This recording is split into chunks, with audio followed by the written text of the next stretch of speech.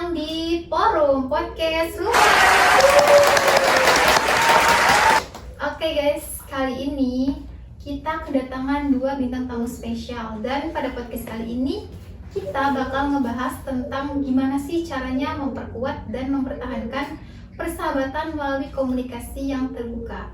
Langsung aja ya kita mulai, tapi sebelum itu kita kenal dulu ke bintang tamu kita. Oke, halo semuanya, saya Wulan Ristiasi. Halo teman-teman, aku Sevia Fatarani Nur. Oke, gimana nih kesibukannya? Kira-kira lagi sibuk apa nih sekarang? Ya paling kesibukan kita sebagai mahasiswa nggak jauh-jauh ya, yang namanya ngerjain tugas, terus juga mungkin kesibukannya untuk persiapan ya, belajar karena kan kita bakal ngadapin UAS untuk minggu depan gitu. Kalau Kak gimana nih? Kalau aku sama aja kayak Wulan, sibuk buat ngerjain tugas dan juga mungkin beberapa hari lagi kan kita mau UAS ya kayak. Iya betul. Nah kita sibuk buat belajar dan juga ya udah sih gitu-gitu aja. Iya, sebagai mahasiswa pasti belajar lah ya kesibukannya, apalagi gitu. Oke, kalau boleh tahu nih kalian sahabatan kan? Iya benar. Kira-kira sahabatnya udah berapa lama nih kalau boleh tahu? Ya alhamdulillah ya, persahabatan kita itu udah 2 tahun lah, sudah 2 tahun lebih. Iya, dari awal kita masuk kuliah. Lumayan lama ya. Iya. Boleh tahu nggak sih gimana caranya gitu untuk memperkuat dan mempertahankan persahabatan kalian ini selama 2 tahun? Kira-kira apa sih kuncinya? Kunci persahabatan aku sama Sevia ini tuh nggak jauh-jauh tentang namanya komunikasi, apalagi komunikasi terbuka. Karena kan dengan komunikasi yang terbuka itu kita bisa bertukar pikiran dengan sahabat kita, terus juga kita bisa memberikan memberikan perasaan kita, maksudnya yang sejujur-jujurnya bisa terbuka gitu sama sahabat kita.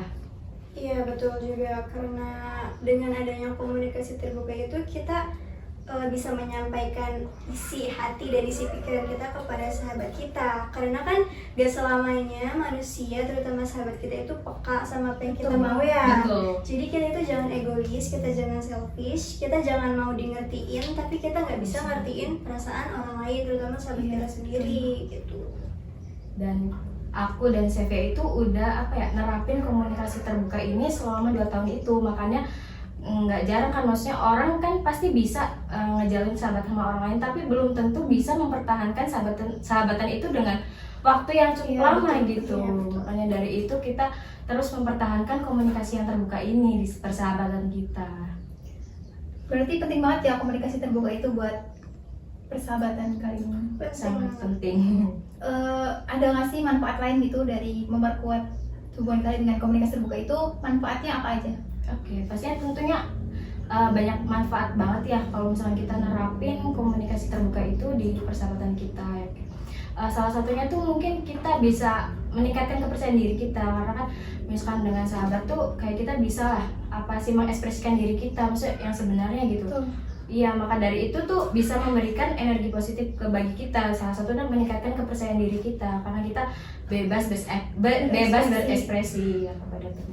Iya, jadi nggak jaim gitu ya, Iya. nggak jaga image. Iya, benar. Terus juga selain meningkatkan kepercayaan, dengan komunikasi terbuka itu kita bisa mengurangi konflik yang ada di dalam persahabatan. Betul. Misalkan kita lagi kesel nih sama sahabat kita, aku lagi kesel sama Wulan, tapi aku diem aja, dan itu nggak bakal mengurangi konflik, malah yang ada menambah konflik.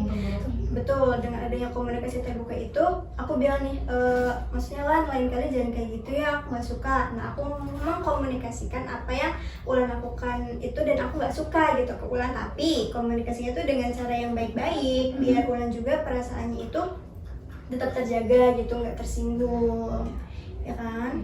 Dan untuk aku pribadinya juga harus mengerti kalau misalkan sahabat aku nih kayak maksudnya kurang suka nih atas perilaku kita nih misalkan ke dia, kita juga harus bisa kayak introspeksi diri, kayak kita nggak boleh kayak nyangkal atau kita ngerasa diri kita paling benar, itu nggak boleh. Semuanya itu kita harus komunikasikan, jadi kita kan bisa bertukar pikiran tuh antara aku sama Sevia, jadi kayak perasaan aku ke dia gimana, terus Sevia juga sebaliknya. Jadi kan nanti dari situ tuh kita tahu nih apa nih hal-hal yang sahabat aku nggak suka sama aku tuh pengen diginiin kalau sahabatan sama dia kayak gitu. Iya betul juga. Terus juga dengan adanya komunikasi terbuka itu kita bisa lebih berempati. Misalkan aku nih lagi sedih, tapi gimana ya Kak ya? Aku lagi sedih tapi butuh temen gitu. butuh someone to talk. Jadi aku cerita ke Ulan, misalkan aku mau nangis ya aku nangis ke Ulan gitu. Jadi Ulan juga bisa ngerasain aku gitu, ngerasain sedihnya aku. Ulan juga bisa lebih berempati ke aku, dan itu juga mungkin bakal berimbas ke orang-orang lain. Ulan bisa lebih berempati ke orang lain juga. Jadi kan cara aku untuk berempati ke Sevia tuh salah satunya itu kayak kalau dia lagi sedih, aku tuh harus maksudnya kayak ngedengerin Bisa cerita dia. Iya, menjadi benar. pendengar yang baik. Iya betul, menjadi pendengar yang baik. Apalagi kan sekarang itu lagi apa ya, orang tuh lagi, maksudnya apalagi ngerasain mental yang down tuh butuh banget seorang. Betul. Iya, kita juga harus berempati gitu. Nah, tadi ngomongin kesalahan ya. Kalau sahabat bikin kesalahan nih, menurut kalian itu baiknya memaafkan atau melupakan sih?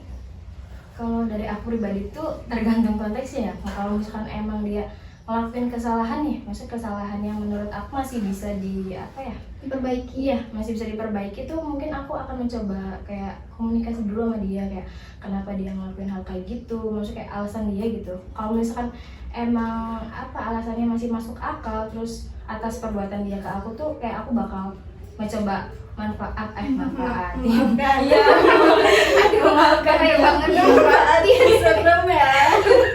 maksud aku kayak aku mencoba untuk menjalin hubungan, maksudnya mulai dari awal lagi dia gitu, memperbaiki. Tapi kalau emang kesalahannya menurut aku kalau udah nggak bisa nih di akunnya tuh ya cut off, selesai gitu. Kita juga berhak ya untuk mengkat orang gitu. Iya, untuk memaafkan mungkin ikhlas ya, tapi untuk kayak Deket lagi itu enggak sih, mungkin kalau aku pribadi gitu. Kasih gimana? Betul, setuju sama Ulan. Kalau misalkan dia bikin kesalahan yang masih bisa ditolerir, aku bakal maafin, walaupun kadang maafin itu susah ya. Maafin orang itu susah. Cuma kita inget-inget lagi, jangan karena satu kesalahan 1000 kebaikan itu jadi dilupain. Iya, betul banget. Iya. Ngomong-ngomong tentang someone to talk ya, menurut kalian berdua nih lebih penting mendengarkan apa ngomong sih? Kalau aku pribadi, jujur dua-duanya itu sangat penting. Ngomong kan cara kita untuk bisa mengungkapkan perasaan kita gitu. Itu tuh sangat butuh gitu, apalagi di dalam persahabatan gitu. Itu sangat dibutuhkan yang namanya untuk kan jadi kan kalau ngomong kan kita bisa bertukar pikiran nih. Terus juga mendengarkan juga sangat penting. Kita harus bisa jadi pendengar yang baik. Salah satunya contoh itu ya buat teman kita sendiri gitu. Kayak kita nggak boleh lah inginnya kayak didengerin tapi nggak mau dengerin orang lain, itu nggak boleh, sama sekali nggak boleh. Kita harus bisa lebih menghargai perasaan orang, atau ngehargain ketika orang lain itu sedang ngomong sama kita, apalagi konteksnya teman kita lagi bercerita dan butuh kita gitu. Iya, setuju.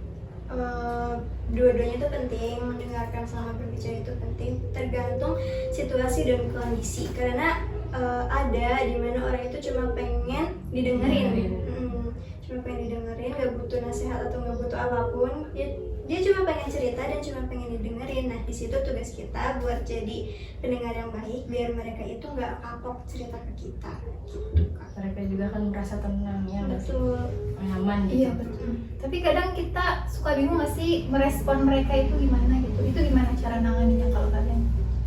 Kalau cara nanganin tentang bingungnya seperti itu, jujur sampai sekarang juga aku masih ada hal itu, bingung ngerespon gimana kalau sahabat atau teman kita lagi curhat.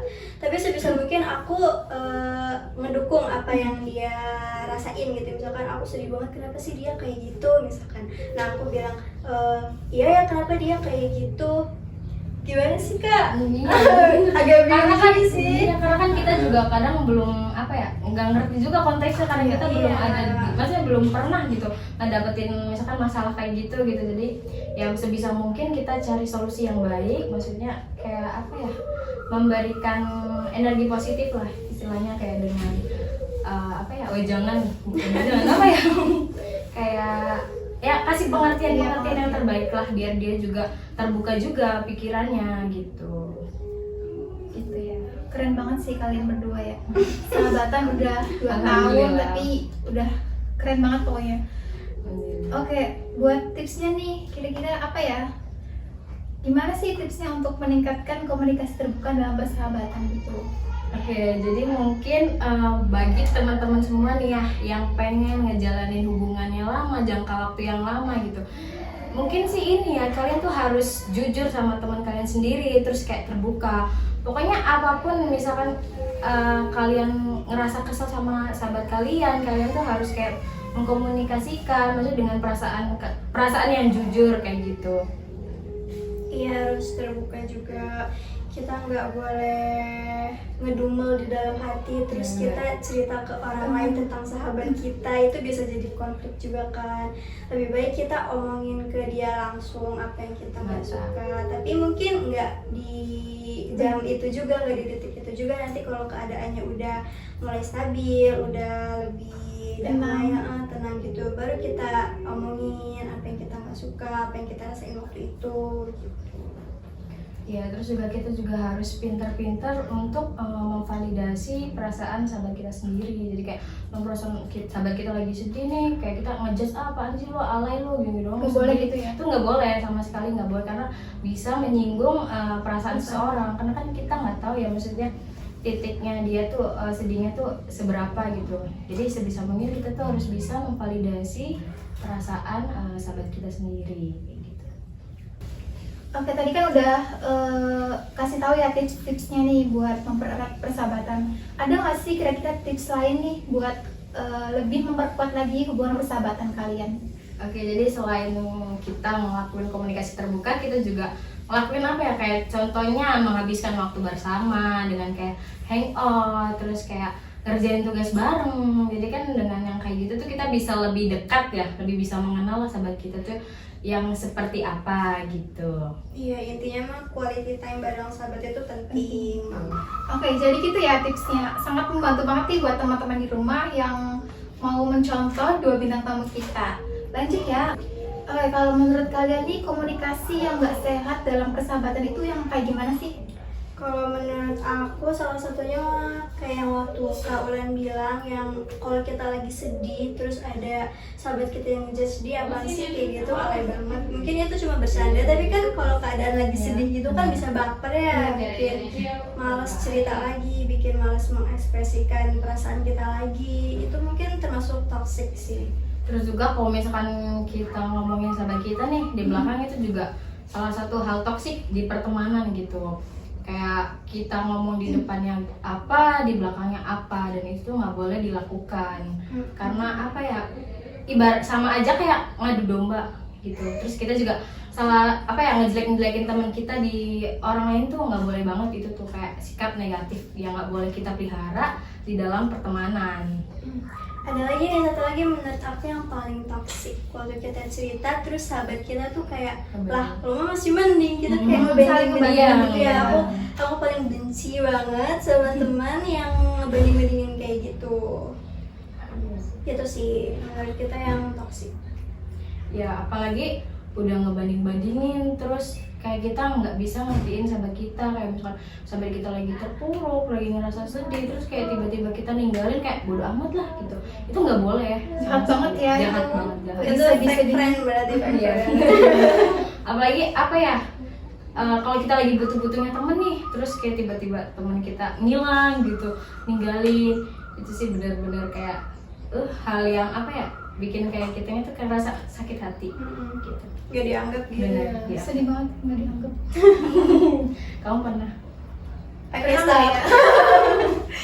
Oke, terakhir nih, ada nggak sih pesan utama buat para penonton kita nih yang pengen kalian berdua sampaikan tentang pentingnya komunikasi yang terbuka dalam persahabatan? Oke. Dari aku pribadi sih mungkin pesannya nih, kalau misalkan kita udah nemuin nih temen yang benar-benar temen gitu atau sahabat kita tuh, sebisa mungkin kita harus bisa jaga persahabatan kita. Terus juga teman-teman juga bisa ngelakuin tips dari kita berdua tadi biar hubungan kalian sama temen tuh makin erat gitu. Terus juga bisa salah satunya dengan tadi kunci melakukan komunikasi yang terbuka dengan sahabat kita gitu. Iya, betul. Komunikasi terbuka emang penting banget. Kalau kalian mau persahabatan kalian sama sahabat kalian itu Langgeng. sampai langgeng, Iya. sampai nenek-nenek Kakek bahkan nenek. harus ada komunikasi terbuka. Tuh, Itu kunci. aja kuncinya. Oke, bagus banget ya tema kali ini. Dari bintang tamu kita juga keren banget. Terima kasih. Semoga hubungan kalian berdua tambah langgeng sampai Amin. nenek-nenek deh. Amin, amin. Gitu. Oke, aku di sini sebagai host mau ngucapin banyak terima kasih nih buat kalian berdua karena udah meluangkan waktunya buat datang ke podcast ini, buat ngobrol-ngobrol dan berbagi tips kepada teman-teman di rumah.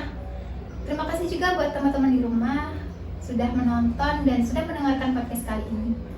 Sampai jumpa di podcast selanjutnya. Bye-bye. Bye bye.